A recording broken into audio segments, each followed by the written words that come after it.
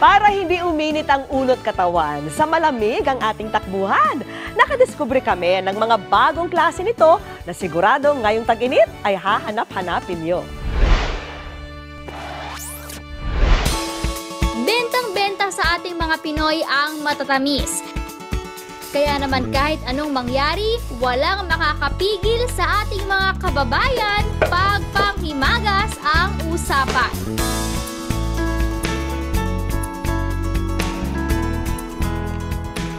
Dito sa lalawigan ng Bulacan, sa bayan ng Doña Remedios Trinidad o DRT, kahit pa nasa gitna ng bundok at walang kuryente, gagawa sila ng paraan para lang makaranas ng malamig na panghimagas.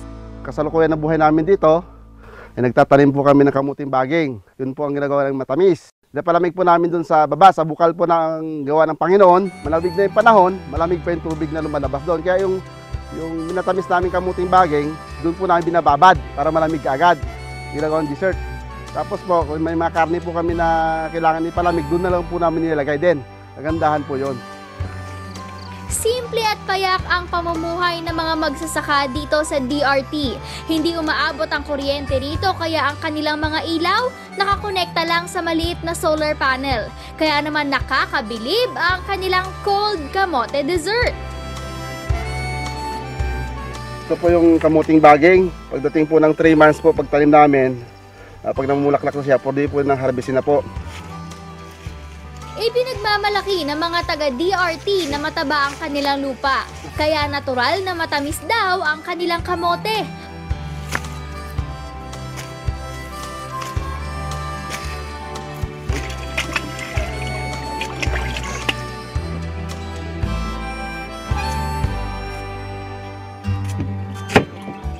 Matamis po, matamis.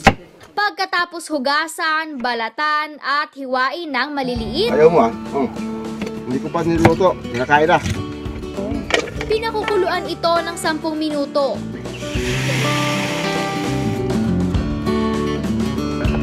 Ayun, tama lang.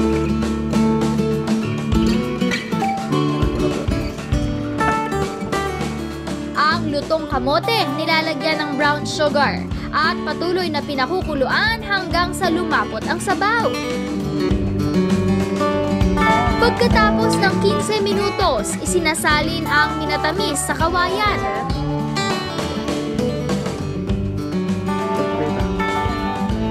Tapos, dadalhin ito pababa ng bundok kung saan naroon ang malamig na bukal. Tingnan po natin yung kamuting baging. Hindi po, malamig po itong tubig ito. Mula raw mismo sa bundok ang tubig na bumubukal dito, kaya garantisadong malinis at malamig.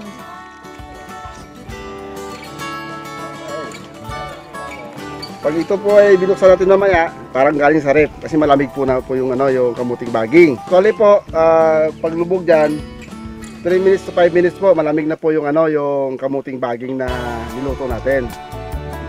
Ang minatamis na kamote, perfect daw habang namamahinga pagkatapos ng buong araw na pangangamote.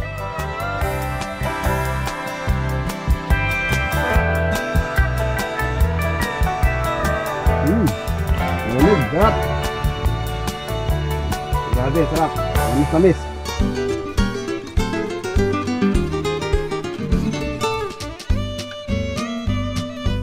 Hindi malayo sa DRT, may biskwit na ipinagmamalaki ang Bustos Bulacan na ginagawa rito noon pang panahon ng Kastila hanggang ngayon.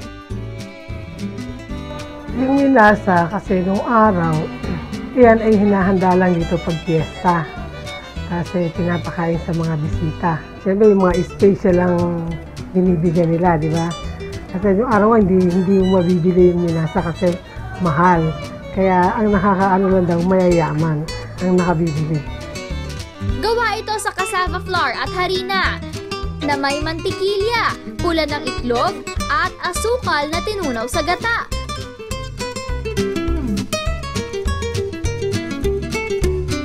Paulit-ulit itong minamasa hanggang sa maging smooth ang texture nito.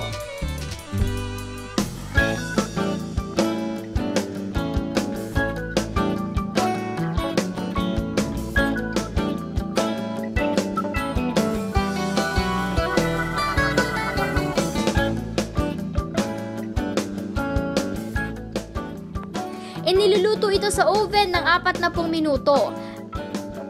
Manamis-namis at malutong ang minasak cookies. Feeling fiesta na everyday dahil ngayon, hindi lang pang mayaman ang presyo nito na naglalaro sa pagitan ng 80 to 160 pesos kada lalagyan. Yung totoo, malutong siya, tsaka malinamnam sa una. Para sa yung tinapay na pwede mong isawsaw sa kape na may pagkakahawig sa uraro. Kasing tanda ng minasa ang dessert na ito sa Kalumpit, Bulacan na hindi lang siksik sa tamis, mabigat pa sa tiyan. Siguradong mapapatululaway kayo sa sarap ng kalamay with a twist of latik. Natuwa ako sa kanya kasi parang kakaiba. Konti na lang nakikita kong ganun. Tsaka sabi ko try ko para hindi makalimutan ng mga tao. Ayon sa lola ni Chay, ang sikreto raw sa linamnam at saktong lagkit ng kalamay ay ang pagluluto ng galapong sa pamamagitan ng paglubog nito sa kumukulong tubig habang nakabalot ito sa plastic.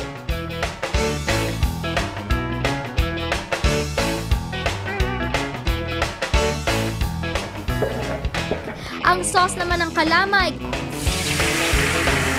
gawa sa mantikang pinaglatikan, gata at asukal.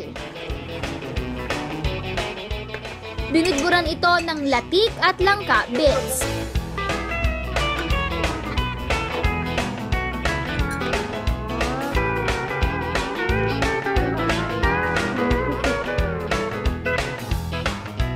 Sino ba naman ang makakahindi sa nakatutuksong sarap ng kalamay latik?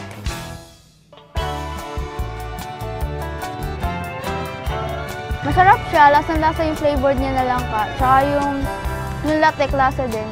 At tsaka yung itong puti, para siyang palitaw. Ganun-ganun yung lasa niya. Okay naman. Masarap po. Ngayon lang po kasi ako nakatikim ng ganyan na parang may twist siya kung semi-sauce yung yung kalamay. Mabibili ang kalamay latik sa halagang 40 pesos kada lalagyan. Ang mga tinikman nating Bulakenyong panghimagas, binubusog hindi lang ang tiyan kundi pati ang kaalaman ng mga kwento na lalong nagpapatamis at nagpapakulay sa ating kultura.